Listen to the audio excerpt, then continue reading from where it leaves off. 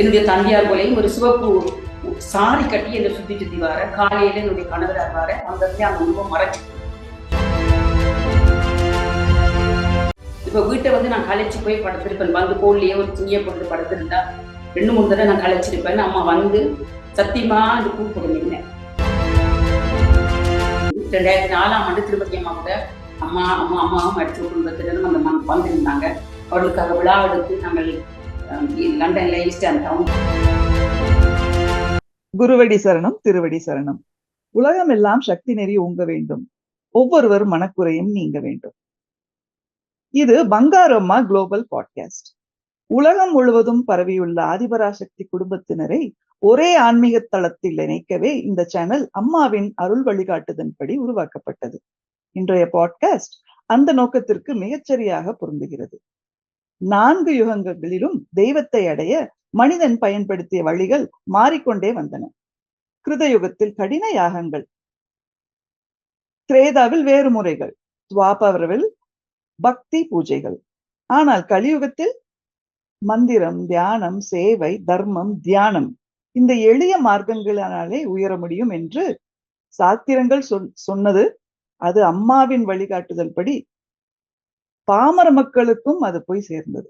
இந்த எளிமையின் வழி உணர்வை நம்ம மேல்மருவத்தூர் பங்காரு அம்மா பாமர மக்களுக்கும் தெளிவாக வழிகாட்டினார். அம்மாவின் குரு உபதேசம், தொண்டினால் தான் என்னை அடைய முடியும், ஒரே தாய் ஒரே குலம், கலியுகத்தில் தெய்வத்தை அடைய மிக நேரான மிக தூய்மையான வழியாக திகழ்கிறது. அம்மாவின் இந்த உபதேசத்தை தாங்கிக் கொண்டு சிக்கலான சடங்குகள் இல்லாமல் ஒரே மனதுடன் அம்மா அருளிய மந்திரங்களுடன் தானம், தர்மம், சேவை செய்து வாழ்ந்து காட்டுகிறார்கள் உலகத்தில் உள்ள அனைத்து தமிழர்களும். அதனால்தான் வெளிநாடுகளிலும் தமிழ் ஈழம், மலேசியா, சிங்கப்பூர், ஐரோப்பா, கனடா, அமெரிக்கா எங்கிருந்தாலும் தமிழர்கள் வாரந்தோறும் ஆதிபராசக்தி பூஜை நடத்துகிறார்கள். இந்த பூஜைகள் ஒரு சடங்கு மட்டுமில்ல, அம்மாவின் உபதேசத்தை உலகத்தின் ஒவ்வொரு மூலையிலும் உயிரோടെ வைத்திருக்கும் ஒரு ஆன்மீக சங்கமம். சிறிய வீடுகளா இருந்தாலும் கூட, சமூக மண்டபங்கள் இருந்தாலும் கூட, பெரிய ஆலயங்கள் இருந்தாலும் கூட, எங்கு நடந்தாலும் சாரம் ஒன்றே, மந்திரம், சேவை, தமிழ், அம்மாவின் அருள் எல்லாம் ஒன்றாக கலந்து உருவாகும் ஆன்மீக சூழல்.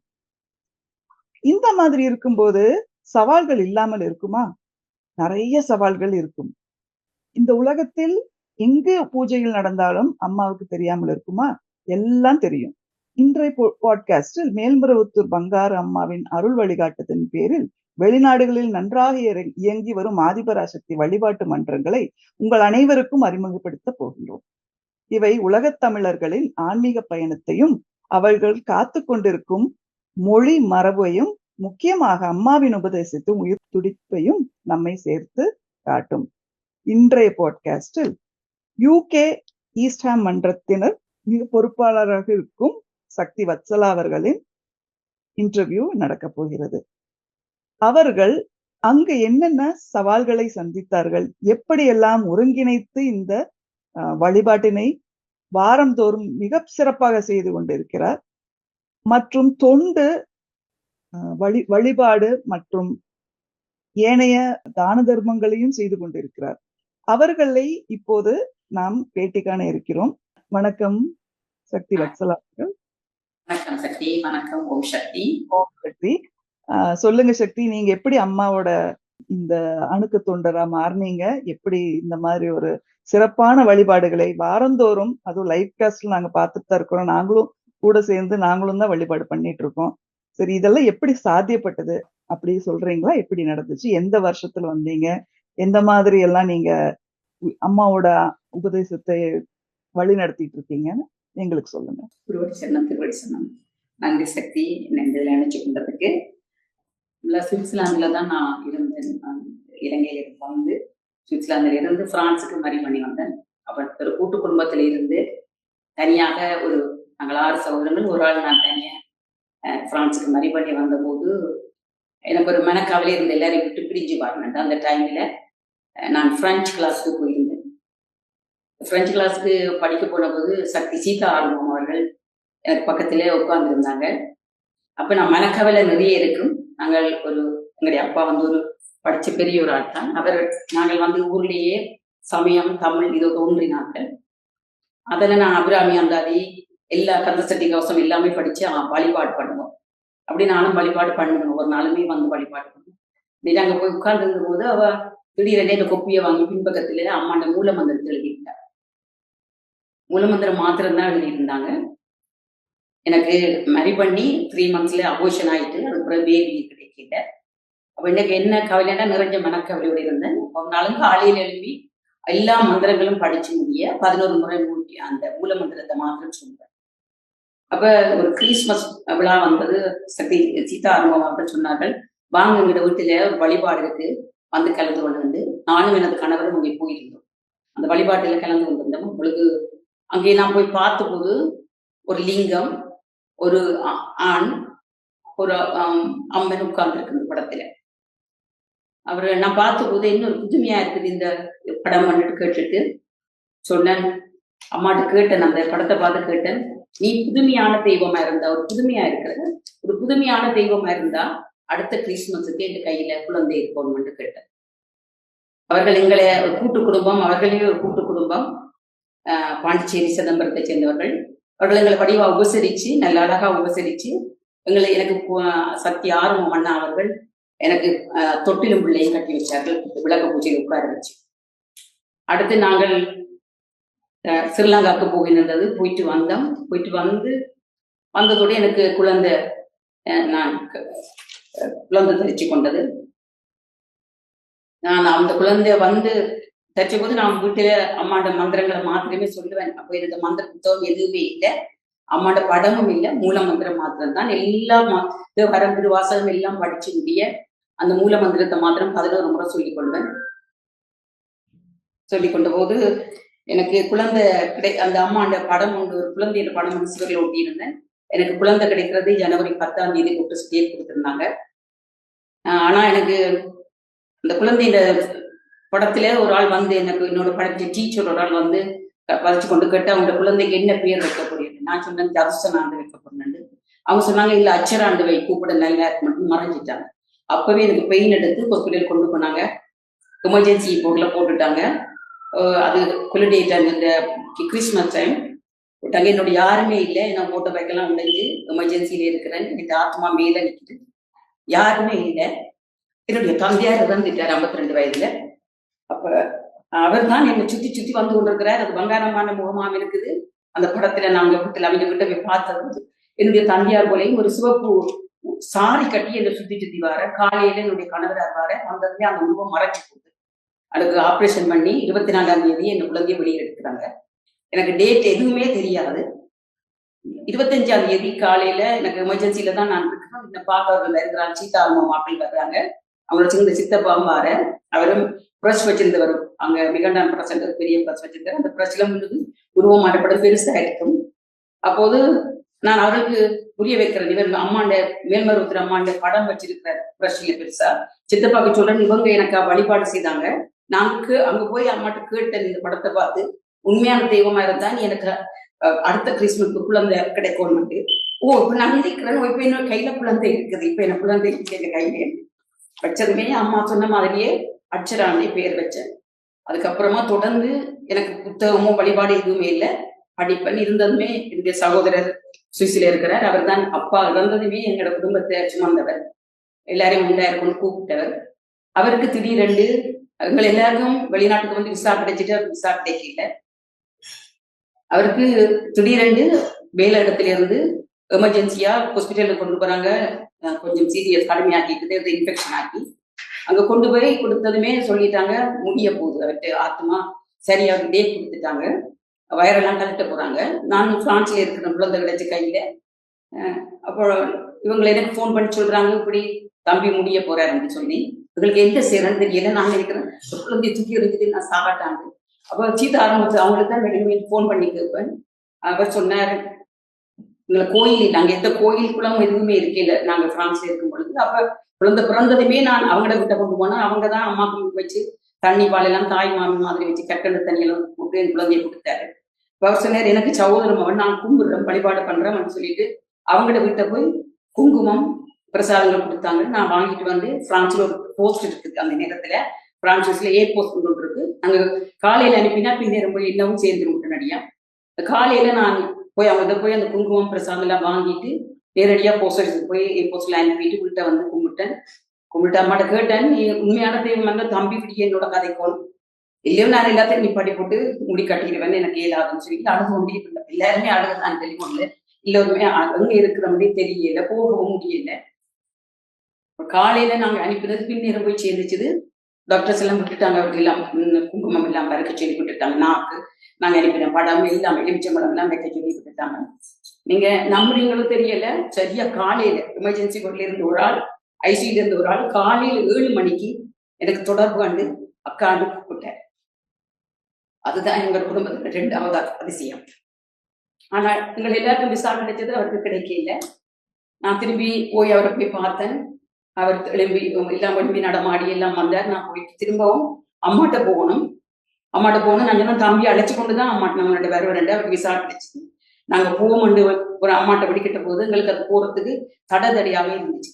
எல்லா தடையிலையும் தாண்டி ஒருக்கா போய்த்தான் பார்ப்போம்டா. அப்ப அம்மா எனக்கு கனவுல வந்து சொன்னா, பங்காரமாவும் சொன்னா, ஒரு எலுமிச்சங்கனி வச்சு கும்பிடு 48 நாள் கும்பிடுன்னு சொன்னாங்க. நான் 48 நாள் வச்சு கும்பிடுறதுக்கிட்டே இந்த பயணம் போறதுக்கு ரெடி ஆயிட்டு தம்பியின் குடும்பம் வீட்டுல இருந்து நாங்க போறோம், மேல்புறத்துக்கு போறோம். 999 இருமுடிக்கு போயிருந்தோம். போனபோது எங்க அம்மாட்ட போனோம். அம்மா தம்பிக்கு எல்லாம் கூப்பிட்டு பேர் சொல்லி கூப்பிட்டு யாருன்னே தெரியாது, ஒரு நாட்டுக்கு வந்தது. ஆனா யாருன்னே தெரியாம கூப்பிட்டு அவருக்கு அருள்வாக்கு கொடுத்தா. அந்த இயர் தான் ஃபர்ஸ்ட் டைம் போறீங்களா சக்தி? 99ஆம் ஆண்டு ஃபர்ஸ்ட் டைம் நாங்க போனோம். இதுக்கு முன்னதாக எங்களுடைய அக்கா ஒரு ஆள் இருக்கிறாங்க சுவிஸ்ல. அவருக்கு குடும்பத்தில் நிறைய பிரச்சனைகள். 96ஆம் ஆண்டு அம்மாட்ட போயிருந்தாங்க. அவங்க 96ஆம் ஆண்டு போய் அம்மாட்ட போய் இந்தியாவில் கொண்டே இருக்கிறா. இந்தியாவுக்கு போனது ஃபர்ஸ்ட் டைம். அவங்களுக்கு இந்தியானா என்னன்னே தெரியாது. அப்போ போயிருந்தாவா என்னோட இன்னொரு பிரதர், 2 பிரதர்ஸ், அவர் என்னோட ஜான் பிரதர், அவரையும் கூட்டிட்டு குழந்தை 2ஐயும் கொண்டு மருவத்தூருக்கு போயிருக்கிறாங்க. வேப்பரி மன்றம் தான் கொண்டு போய் அவங்களுக்கு கொஞ்சம் யாருன்னு தெரியாது, கொண்டே மருவத்தூர்ல விட்டுட்டாங்க. இவங்களுக்கு என்ன செய்யறதுன்னு தெரியல. தொண்டுன்னு சொல்றாங்கன்னு பின்னுக்கு போய் மலசல குடங்கள் டோய்லெட் எல்லாம் கழுவிட்டு பிறவாக்கிட்டு போய் அப்ப அந்த குட்டுமண்ணு போது உட்கார்ந்த போது அம்மா அருள்நிலையில வந்து அவங்கள கூட்டிட்டு போய் அருள்வாக்கு சொல்லி, உனக்கு என்ன வேணும் கேள் மகளே என்று கேட்ட போது அவருக்கு தன் குடும்ப பிரச்சனையோ தன் துன்பங்களையோ சொல்ல கிடைக்கல. அவ சொன்னா, அம்மா என்ன போல பல பேர் கஷ்டப்படணும், அதான் நீ சுவிட்சர்லாந்துக்கு வர வேணும். அம்மா சொன்னா நீ போய் கூட்டு வழிபாடு செய்யണ്ട. அப்ப அவங்க சொன்னாங்க சத்தம் போட முடியாது, அதெல்லாம் அம்மையும் போய் செய்யண்டாங்க. செய்து 96ஆம் ஆண்டு சுவிட்சர்லாந்துல மன்றம் திறந்தாரு.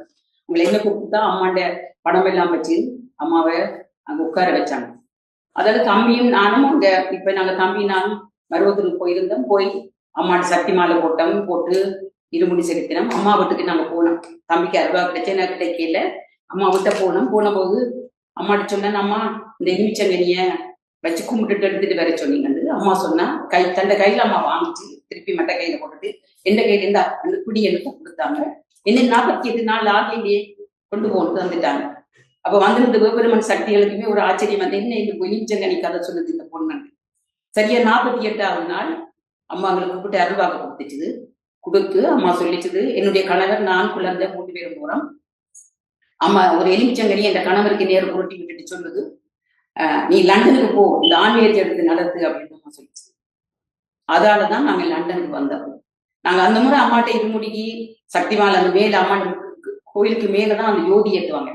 அவங்களுக்கு யாருமே தெரியாது. நாங்க வேப்பரி மன்றம் மாத்திரம் தான் எங்களுக்கு தெரியும். நாங்க போயிருந்தோம். வேப்பரி மன்றக்காரர் கொண்டு போய் விட்டுருந்தாங்க. நாங்க மேல போயிருந்து யோதி பார்த்துட்டு இருக்கிறோம். அப்ப எல்லா கேமராவும் எங்களை ஜூம் பண்ணுது. நாங்க பாக்குறோம், ஒரு தாய் பசு எப்படி ஒரு கண்ட எப்படி பறிபோடு பார்க்கணும், ஒரு அந்த பார்வை அம்மா ஒரு நிமிஷம் உங்களை அப்படியே எங்க ஃபேமிலியை அப்படியே பார்த்தாங்க. அந்த பார்வை தான் இன்னைக்கு உங்களை கட்டி போட்டிருக்கு அம்மாவோட சேர்த்து. உண்மையில அதுதான் கட்டி போட்டிருக்கு. அம்மாண்ட இன்னைக்கு எவ்வளவு பிரச்சனை தாண்டாலும் இந்த இடத்துல நாங்க நிக்கிறோம்னு சொன்னா அம்மா அன்னைக்கு கொடுத்த ஒரு பவர் தான் இந்த மன்றம் எங்களோட அம்மா இருக்குது. அப்படி வழி நடக்குது. வந்து நாங்க அங்க அம்மா என்னோட கணவர் கணக்கு யோசிச்சார், எப்படி போறது எப்படி வர்றது, பிரான்ஸ்ல இருந்து லண்டனுக்கு போகணுமா, திருப்பி ஒரு நாளும் பாதகுச்சியில போய் கேட்பாரு அம்மாட்ட, அம்மா லண்டனுக்கு போகணுமான்னு. அம்மா பாதகுச்சியில ஒரு நாள் பேசிச்சுது. அம்மா சொல்லிச்சு, போ லண்டனுக்கு போன்னு. அம்மாண்ட தலைக்கு மேல இருந்து மணி கொண்டு டிங் டாங்கன்னு மணி ஒழிச்சிச்சு. அப்ப அம்மா சொல்லி, பத்தியாரா மணி ஒழிக்குது போ அப்படின்னு பேசி விட்டாங்க. நாங்க இங்க வந்தோம் லண்டனுக்கு. 2000 ஆண்டு மிலேனியத்துல நாங்க இங்க வந்தோம். லண்டனுக்கு வரும்பொழுது வந்து இருந்துட்டு மன்றம் தோன்றதை பற்றி இங்க உள்ளவங்களோட பேசினா அங்க உறவுகள் இங்க இருந்தாங்க, கணவர் உறவுகள். வந்தீங்களா, கும்பிட்டீங்களா, வேலை செய்தீங்களா, உழைச்சிங்க பாருங்க. இது சுவிஸ் இல்ல, லண்டன், பிரான்ஸ் இல்லை, இது லண்டன். இங்க வந்து தேவையில்லாத வேலையில் ஈடுபடாதீங்கன்னு எங்களை பேசினாங்க. அதில் நான் வந்து மன்றம் திறக்கிறது பற்றியே யோசிக்கிறேன். பயமா இருந்தவன் பயமுறுத்தி விட்டாங்க, என்ன செய்யறதுன்னு தெரியாம யோசிச்சு கொண்டிருந்தேன். அம்மா வந்து நிறைய அற்புதங்களை எங்க வீட்டுல காட்டினா. மகளுக்கு கூடியோட வந்து அம்மா அவளுக்கு காட்சி முத்தா தண்ணி விட்டுட்டு போயிருந்த போது எனக்கு வேலைக்கு போவேன். இது பக்கத்துலயே எனக்கு படிச்ச வேலை கிடைக்கல. அம்மா உடனே தன் வேலை கேட்டமே எனக்கு வீட்டுக்கு பக்கத்துல ஒரு கேஷங்கரியில கெஷியர் வேலை. நாங்களே எதிர்பார்க்கல, சும்மா ஷாப்பிங் போன போது அவங்களை எங்களை கூப்பிட்டு வேலை பண்ணுமான்னு கேட்டாங்க. நான் பிரான்ஸ்ல கெஷியர் வேலை படிச்சு செய்தபடியா எனக்கு அவங்க கேட்ட இன்டர்வியூ எனக்கு ஓகே, நான் அக்செப்ட் பண்ணதே எனக்கு வேலைக்கு நினைச்சு கொண்டாங்க. நான் வேலையை போய்கொண்டதே எனக்கு விருப்பமே இல்லை. அம்மாண்ட தோண்டு அம்மா என்ன சொல்லி விட்டது, நான் என்ன செய்கிறேன் அப்படின்னு யோசிச்சிருந்தேன். அப்ப அம்மா நான் கதவை சாத்திட்டு வேலையை கூட்டி கொண்டு போகும்போது மகளைய மன்றத்தை முன்னெடு மகளை அந்த அசரீரி கேட்கும். என்னம்மா செய்யறதுன்னு யோசிச்சுட்டே கடைசியா சரி பரவாயில்ல போனா போதுன்னு எனக்கு தெரிஞ்சாக்கள் போராக்கள் வாராக்கள் டெலிஃபோன் நம்பர் வண்டி எல்லாருக்கும் டெலிஃபோன் பண்ணினேன். சரி அமாவாசையில் ஒரு கூட்டு வழிபாடு பண்ணுவோம்னுட்டு யோசிச்சுட்டே இருக்கும்போது சித்ரா பௌர்ணமி வந்துட்டு 2001 சித்ரா பௌர்ணமி வந்தது. சரி சித்ரா பௌர்ணமிக்கு அம்மாட்ட மேல்மருவத்தில் அம்மாட்ட ஆசீர்வாதம் கேட்டுட்டு சித்ரா பௌர்ணமிக்கு நாங்கள் வந்து இங்க இதே இப்ப நாங்க இருக்கிற மண்டபம் முதல்ல கார்பெட் மண்டபமா ஒரு 4 சிலையோட இருந்து சைன் பண்ணிட்டு இது லண்டன்ல. அப்ப என்னுடைய மகள் தமிழ் ஸ்கூல்ல படிக்க விட்டுருந்தேன். அந்த தமிழ் ஸ்கூல் இங்கதான் அவங்க சைவநேற்றில் தான் தமிழ் பாடசாலை நடத்தினது. இங்க ஒரு விழாவுக்கு வந்திருந்த போது நாங்க இந்த மண்டபம் தருவீங்களா, இப்படி ஒரு பூச்சி வந்து பண்ண போறோம்ண்டு. என்ன பூச்சின்னு கேட்டாங்க. நாங்க இப்படி மேல்மருவத்துக்கு அம்மா பங்காரம்மான்ற பூச்சிண்ட பங்காரடிகளுடைய பூச்சியா தாராளமா பண்ணுங்க சொல்லி போட்டு எங்களுக்கு 20 பவுன் செகண்ட் போட்டு தந்தாங்க. முதல் முறை சித்ரா பௌர்ணமி பூசை, திசை தெரியாது, பூசை தெரியாது, வழிபாடு தெரியாது. என்னவோ அம்மா இருக்கிறாங்க சொல்லி போட்டு ஒரு சீட்டை விரிச்சிட்டு எல்லாருக்கும் போன் பண்ணி சொல்லி அம்மாண்ட விளக்கு பூசையோட முதல் வழிபாடு லண்டன்ல 2001 சித்ரா பௌர்ணமிக்கு அந்த வழிபாடு நாங்க ஆரம்பிச்சதும் நான் அப்ப நான் எங்களோட ஃபேமிலியோடய நான் பேசிக்கொள்வேன் என்ன செய்யலாம் வந்து இவங்க சொன்னாங்க, நீ ஆடிப்புறம் அடுத்தது ஆடிப்புறம் இருக்கும்போது அட்வர்ட் போடு, லங்காசிரிக்கு போடுங்க. லங்காசிரியோட ஒரு நியூஸ் பேப்பர் இருந்தது, அதுக்கு போடும். இங்க நியூஸ் சேனல்கள் இருந்தது, தமிழ் சேனல்கள், அதுகளுக்கு அட்வர்ட் போடும். மற்ற ரேடியோல கொடுத்தா அட்வர்ட் கொடுத்தோம், எல்லாம் கொடுத்து எல்லாருக்கும் டெலிஃபோன் பண்ணி பேசி ஆடிப்புறம் அம்மாண்ட ஆடிப்புறத்துக்கு இதே மண்டபத்துல 300 பக்தர்கள் கூடியிருந்தார்கள். 300 பக்தர்களுக்கு முதல்ல ஆடிப்புற பெருவிழா கஞ்சி. அப்ப அம்மாட்ட கேட்ட போது வருகின்ற பக்தர்களுக்கு லட்டும் வேப்பிலையும் வீட்டில இருந்து கஞ்சி சமைச்சிட்டு வந்து எடுத்துட்டு போ அப்படின்னா மசூல. அப்ப நான் கஞ்சி வீட்டில இருந்து சமைச்சு எடுத்துட்டு வந்த கஞ்சியை எல்லாருக்கும் ஒரு டம்ளர்ல ஊற்றி சுமக்க வச்சோம். வந்த சக்திகளுக்கு லட்டும் அம்மாண்ட வேப்பிலையும் கொடுத்தோம். அப்போது இங்க வந்த குழந்தை இல்லாத தம்பதியினருக்கு திரும்பி வரும் பொழுது அவருக்கு 6 வருஷம் 7 வருஷம் குழந்தை இல்லாதவர்களுக்கு அந்த லட்டு அந்த கஞ்சி கொடுத்ததால குழந்தை கிடைச்சான்னு சொன்னாங்க. அப்புறமா இந்த மண்டபம் கிரௌட் ஆயிருந்தால அவங்க தரமாட்டேன்டாங்க. அப்புறம் ஸ்கூல் எடுத்து மாதத்துல அமாவாசை பூஜை மாத்திரம், அமாவாசை வந்து வளர்ப்புறையில் வர வழிபாடு செய்வேன். எனக்கு மன்ற வழிபாடு தெரியாது, கலசம் சுத்த தெரியாது, சரம் கட்ட தெரியாது. எனக்கு எங்க அக்கா கௌசல்யான்னு இருக்கிறார் லண்டன் சுவிஸ்ல. அவங்கதான் எனக்கு முதல் நாள் சுத்தி அனுப்புவாங்க. கலசம் வேப்பில மாவில எல்லாம் அங்கே சுத்தி வாசல்ல வரவே போச்சில்ல. அதை வச்சுதான் வீட்டுல சமைச்சு சாப்பாடு எல்லாம் எடுத்துக்கொண்டு அன்னதானம் எடுத்துக்கொண்டு பூசைக்கு உள்ள ஆட்கள் கொண்டு மாலையெல்லாம் கட்டிட்டு போய் டெலிஃபோன் பண்ணி சொல்லிட்டு அந்த மண்டபத்தை கிளீன் பண்ணி அங்க கொண்டு போய் அம்மாவை இருத்தி எங்கட வீட்டுல இருந்து கொண்டு போய் அம்மாவை இருத்தி அதுல இருத்தி பூசை செய்துட்டு வீட்டை வரல் எல்லா சக்திகளும் எல்லாம் இலவசமா கொடுத்தோம். $1 படம் பிரசாதம் எல்லாமே ஃப்ரீயா கொடுத்தோம். மந்திர நூல்கள்னா ஃப்ரீயா கொடுத்த எல்லாரையுமே அந்த வழிபாட்டில் நினைச்சு கொள்வோம். இப்ப வீட்டை வந்து நான் களைச்சு போய் படுத்திருப்பேன். வந்து கோல்லையே ஒரு துணியை போட்டு படுத்திருந்தா 2-3 தடவை நான் களைச்சிருப்பேன். அம்மா வந்து சத்தியமா அந்த கூப்பிடுவீங்க, கூப்பிடுவாங்க, கையை தடவி சொல்லுவாங்க. என் பொண்ணோட கை தொண்டு செய்து சிவந்து போயிருக்கு என்று தடவுவாங்க. அது உண்மையில அம்மா எனக்கு தந்த ஒரு பெரிய வரப்பிரசாதம். அப்புறமா கொண்டு தங்கி வழிபாடு செஞ்சு வச்சு அம்மாவுக்கு நிரந்தரமான இடம் அமைக்க வேண்டும் சொல்லிட்டு வாடகைக்கு நமக்கு செய்தார். அப்ப நாங்க ஒவ்வொரு வழிபாடுமே அந்த மண்டபம் பெரிய சக்தியில் தான். நாங்க அது கொஞ்சம் பேர் நான் மந்திரம் பூசை செய்யும் பொழுது எல்லாம் துவங்கிட்டு போய் நானே போய் மந்திரம் படிப்பேன். எழுப்பி வந்து நானே திருச்சி சுத்து வந்தேன். அவங்களுக்கு எதுவுமே தெரியாது. மெல்லவா எல்லாருக்குமே தொண்டு பழக்கி அப்புறமா இந்த சகோதரன் அங்கிருந்து வந்து மருவத்தூர்ல போய் அக்காவும் இல்லையே சகோதரன் போய் அங்க போய் வேலி பழகிட்டு வந்திருந்தாங்க. அவங்க வந்து இவங்களுக்கு வேலி செய்தது தான் அந்த மண்டபம் எல்லாம் கட்டி மண்டபம் திறந்த அவர்கள் மூலமா நான் ஆனா கலசம் சுத்த மாட்டோம். அந்த சுத்தி வைக்கிற கலசத்தை அமாவாசைக்கு வச்சா பௌர்ணமிக்கு வைப்போம், பௌர்ணமிக்கு வைப்போம், அப்படி எல்லாம் செய்தோம். ஆனா அந்த மண்டபத்துல நடந்த அற்புதங்கள் ஒன்று இல்லை, ரெண்டு இல்லை, 1000 சொல்லலாம். எத்தனையோ பேருக்கு விசா இல்லாத விசா கொடுத்தாங்க, அம்மா குழந்தை இல்லாத குழந்தை கொடுத்தாங்க, எத்தனையோ பிரச்சனை எல்லாம் மாத்திட்டு வச்சாங்க. அப்போ ஒரு சக்தி வந்து சொன்னா, ஏன் பஸ்ல அப்படியே வச்சிருக்கிறீங்க, அம்மாக்கு ஒரு நிரந்தரமான இடம் அமைக்கலான்னு என்னோட மனதுல தோணுது, அம்மாக்கு நிரந்தரமான இடம் அமைக்கணும்னு தோணுதான், என்ன செய்ய தெரியல. அவங்க சொன்னாங்க, நீங்க ஸ்வீட் பண்ணுங்க, எப்பவுமே பூச முடிஞ்சது நான் அம்மா அப்படி சொல்லி பண்ணுங்க, அப்போ ஸ்வீட் பண்ணுங்க, சொல்லுங்கன்னா அவன் சொன்னேன். அப்ப சொன்னது இப்படி நிரந்தரமான இடம் அமைப்பு யோசிக்கிறேன்.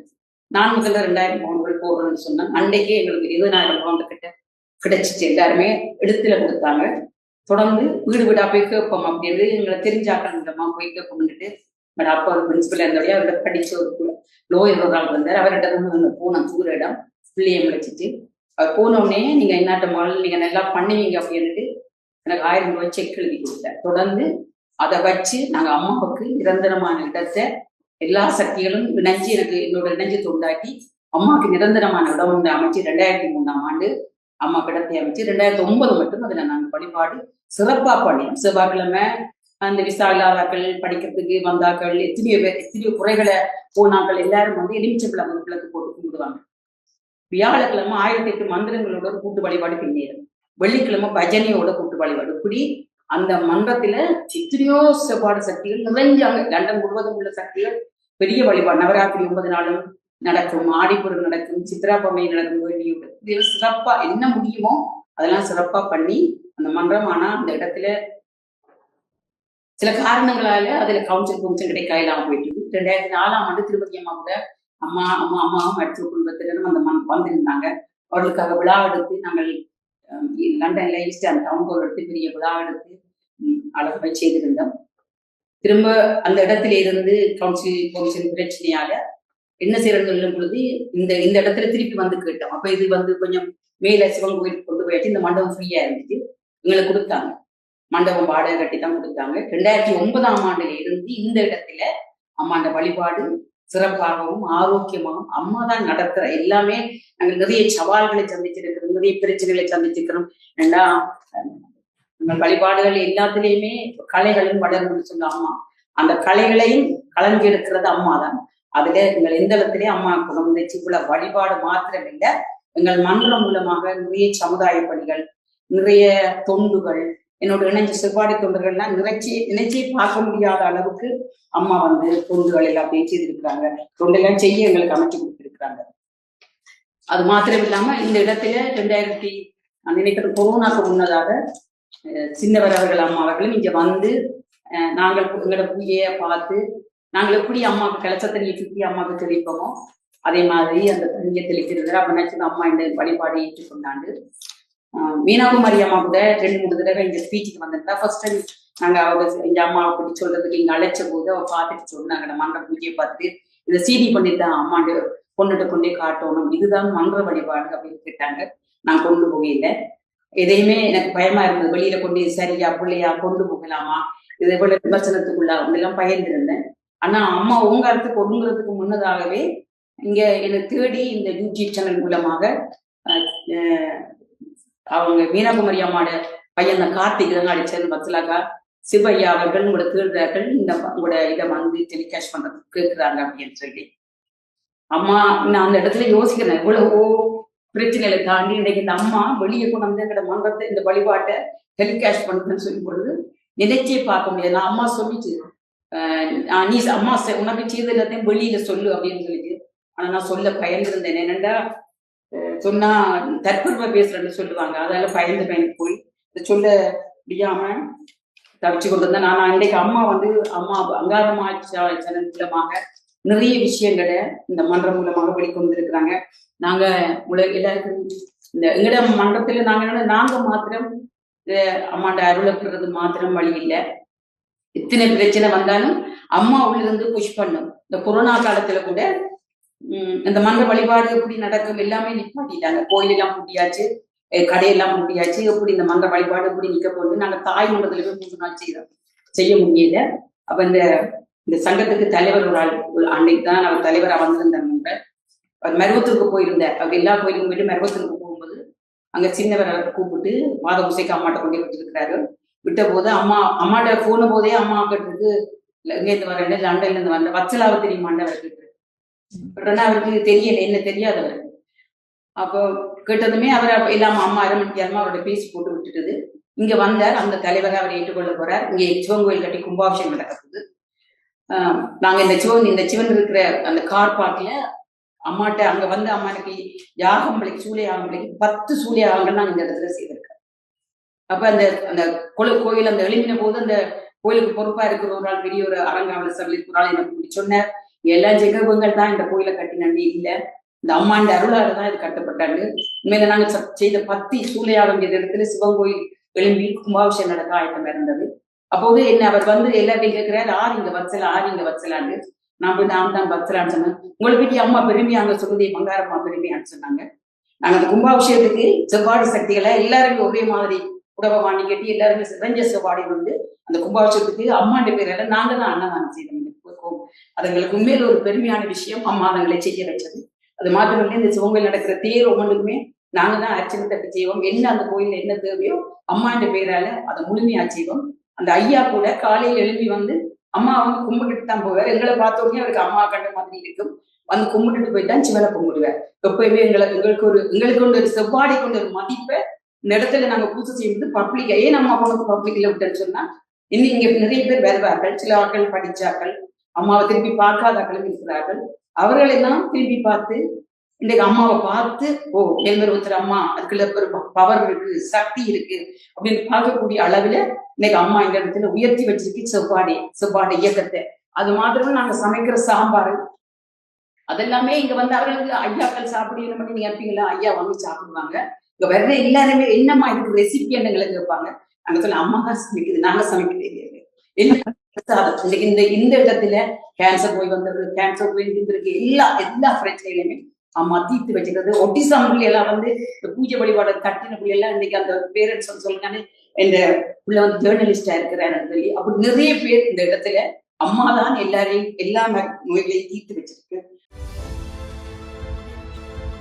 அம்மாவை நினை மனமே, மேல் மறுவூர் அம்மாவை நினை மனமே.